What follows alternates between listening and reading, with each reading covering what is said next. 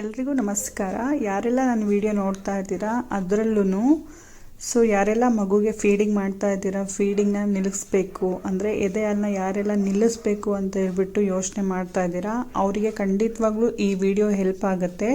ಯಾಕಂತ ಹೇಳಿದ್ರೆ ನನಗೂ ಕೂಡ ಹೆಲ್ಪ್ ಆಗಿದೆ. ನಾನು ಸ್ವತಃ ಈ ಟಿಪ್ಸ್ನ ಯೂಸ್ ಮಾಡಿಕೊಂಡು ನನಗೆ ಉಪಯುಕ್ತ ಆದಮೇಲೆ ನಾನು ಈ ವಿಡಿಯೋ ಮಾಡ್ತಾ ಇದ್ದೀನಿ.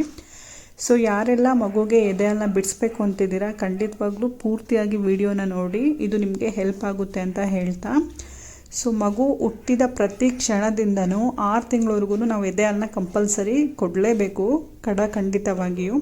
6 ತಿಂಗಳಾದಮೇಲೆ ಯಥಾಸ್ಥಿತಿ ಅಂದರೆ ತಾಯಿಯ ಸ್ಥಿತಿಯ ಅನುಗುಣವಾಗಿ ಮಗು ಸ್ಥಿತಿಯ ಅನುಗುಣವಾಗಿ ನಾವು ಎದೆ ಹಾಲನ್ನ ಕಂಟಿನ್ಯೂ ಮಾಡ್ಕೊಂಡು ಹೋಗ್ತೀವಿ.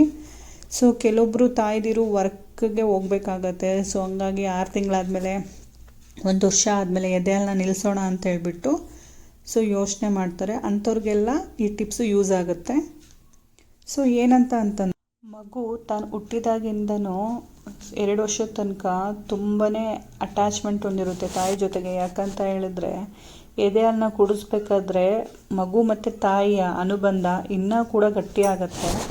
ಎದೆ ಹಾಲನ್ನ ಬಿಡಿಸೋದಂದರೆ ಅಷ್ಟು ಈಸಿ ಮಾತಲ್ಲ, ತುಂಬಾ ಕಷ್ಟ ಆಗುತ್ತೆ. ಕೆಲವೊಬ್ಬರು ಮಗುನ ಅವ್ರ ತಾಯ್ದಿರ ಮನೇಲಿ ಬಿಟ್ಬಿಟ್ಟು ಅವರೇ ತಾಯ್ದಿರು ಸಪ್ರೇಟ್ ಇರ್ತಾರೆ, ಮಗು ಸಪ್ರೇಟ್ ಇರುತ್ತೆ. ಇಂಥ ಟೈಮಲ್ಲಿ ಮಗುಗೆ ಜ್ವರ ಬರೋ ಚಾನ್ಸಸ್ ಇರುತ್ತೆ. ತಾಯಿಯಿಂದ ಅಷ್ಟು ಹತ್ರದಲ್ಲಿದ್ದಾಗ ಸಡನ್ಲಿ ದೂರ ಆದಾಗ ತಾಯಿಯಿಂದ ದೂರ ಆದಾಗ ನೆನ್ಪು ಮಾಡಿಕೊಂಡು ಮಗುಗೆ ಜ್ವರ ಬರೋದು, ಹುಷಾರಿಲ್ದಿರೋ ರೀತಿ ಎಲ್ಲ ಆಗೋದು ಚಾನ್ಸಸ್ ಇರುತ್ತೆ.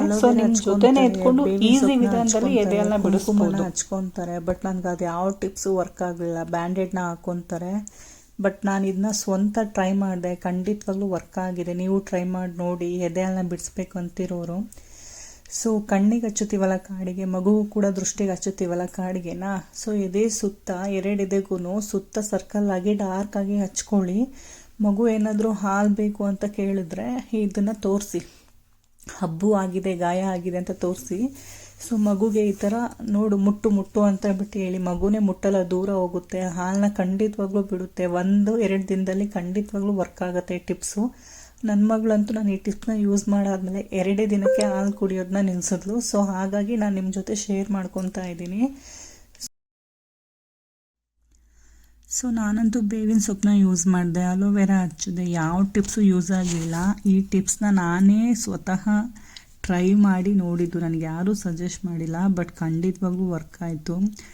ಹಾಗಾಗಿ ನಾನು ನಿಮ್ಮ ಜೊತೆ ಶೇರ್ ಮಾಡ್ಕೊತಾ ಇದ್ದೀನಿ. ವಿಡಿಯೋ ಇಷ್ಟ ಆದರೆ ಯಾರೆಲ್ಲ ನಿಮ್ಮ ಫ್ರೆಂಡ್ಸು ಫೀಡಿಂಗ್ ಮದರ್ಸ್ ಇದ್ದರೆ ಅದೆಲ್ಲ ಬಿಡಿಸ್ಬೇಕಂತ ಬಿಟ್ಟು ಯೋಚನೆ ಮಾಡ್ತಿದ್ರೆ ಅವರಿಗೆಲ್ಲ ಶೇರ್ ಮಾಡಿ. ನಿಮಗೂ ಯೂಸ್ ಆಯಿತು ಅಂತ ಹೇಳಿದ್ರೆ ಲೈಕ್ ಮಾಡಿ. ವಿಡಿಯೋನ ಕೊನೆವರೆಗೂ ನೋಡಿದ್ದಕ್ಕಾಗಿ ಧನ್ಯವಾದ.